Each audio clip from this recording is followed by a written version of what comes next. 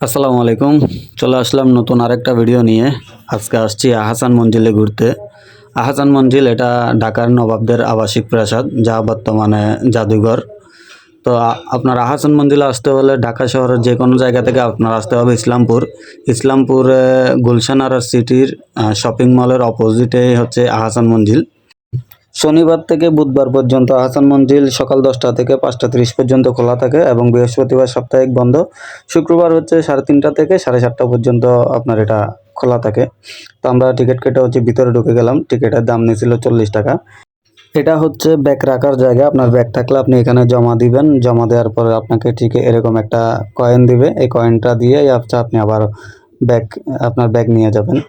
আহসান মঞ্জিল এখানে আগেরকার রাজা বাদশাদের থাকার জায়গা। এখানের ভিতরে হচ্ছে আপনার তাদের ব্যবহৃত যে জিনিসপত্রগুলো আছে সেগুলো সাজিয়ে গুছিয়ে রাখা হয়েছে। আপনারা ভিতরে গেলে সেগুলো দেখতে পারবেন। এখানের ভিতরে আনসার সদস্যরা আছে, তারা হচ্ছে ছবি তুলতে দেয় না, ভিডিও করতে দেয় না।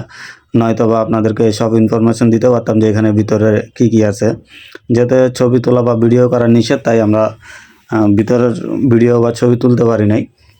তবে বাইরের প্রাসাদগুলা খুবই সুন্দর। আপনারা এখানে অনেকগুলো কর্নার পেয়ে যাবেন হচ্ছে ছবি টবি তোলার জন্য, ভিডিও করার জন্য।